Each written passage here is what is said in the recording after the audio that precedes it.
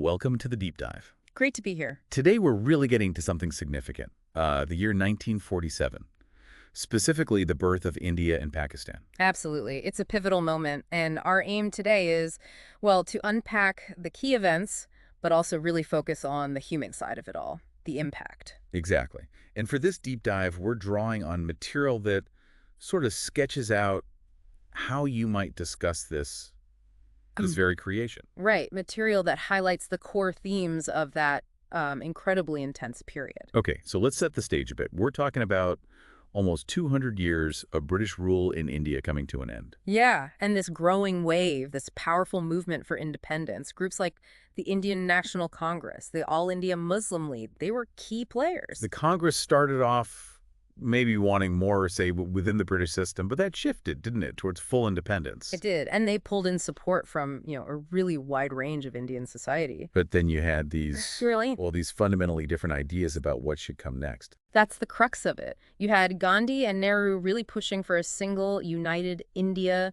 secular, where religion wasn't the state's business. A massive vision. Huge.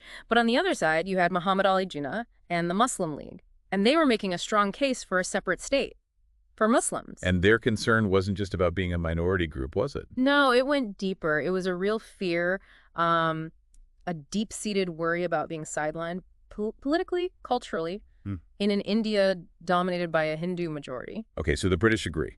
Independence is coming. But then comes the massive question. The million-dollar question. Yeah. How on earth do you divide this huge, incredibly diverse land? A land with centuries of, shared history, shared culture. But also, critically, these growing communal tensions, fault lines that were already there. Which brings us to that idea. Was partition, the division, actually inevitable at that point? Well, the Muslim League certainly argued it was, with a lot of conviction. They felt a separate state. Pakistan was the only guarantee for Muslim security and self-determination. A homeland where their interests would be protected. Exactly. That was the core argument. But the consequences of drawing those lines, they weren't just political, were they? The human cost was devastating. Oh, immense.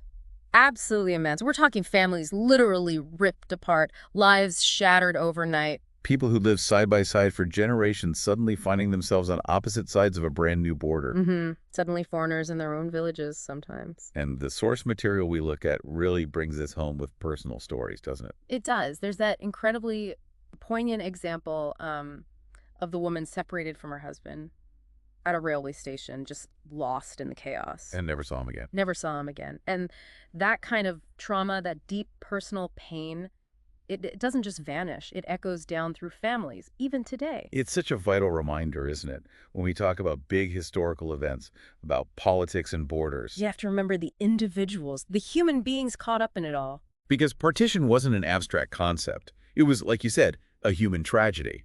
Millions of individual stories of loss. Yeah, displacement on a scale that's hard to fathom. And then comes the actual moment of independence. Almost simultaneous, but distinct. Right. Pakistan is born on August 14th, 1947.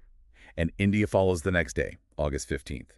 That's when Nehru gives his famous Tryst with Destiny speech. Long years ago, we made a tryst with destiny. Incredibly powerful words marking India's freedom. A truly iconic moment.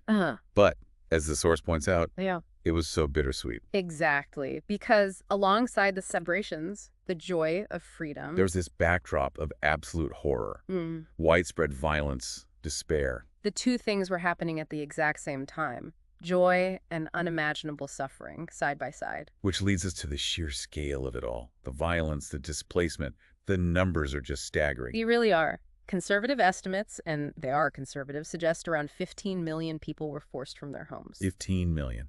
It's almost impossible to grasp. One of the largest forced migrations in history. It is. And the death toll, well, estimates hover around 1 million people killed. 1 million lives lost in the communal violence that just erupted. It's sobering. Deeply sobering. And this legacy, the impact of 1947, it's not just history. It's still very much alive today. You see it playing out constantly in the relationship between India and Pakistan, right? Absolutely. It shapes so much. It's often fraught, complex. You see it in ongoing issues like the Kashmir dispute. Which is, in many ways, a direct consequence of how partition happened. Arguably, yes. And beyond the major political flashpoints, it colors so much of their interaction. that rivalry. You even see it in things like cricket matches, right? They Yeah. take on this huge symbolic weight. hmm They become about more than just sport. They tap into that history, that sense of division, Mm. from top-level diplomacy right down to, yeah, cultural events. The past is always present. So if we try to boil it down, what are the core themes running through this whole story? Well, fundamentally, I think it's about identity. Who Yeah. belongs where, what defines us versus them, and the incredibly painful reality of division. What happens when shared identities break down?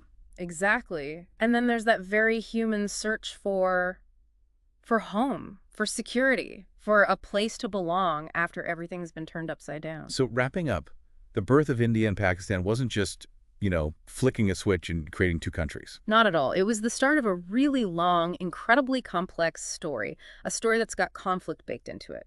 but also, perhaps, ongoing connections, Mm. shared culture that maybe still persists underneath. Yes, I think that's important too. It's not just conflict. There are those threads of connection as well, however strained they might be. It's intricate. So maybe the thought to leave you, the listener, with is this.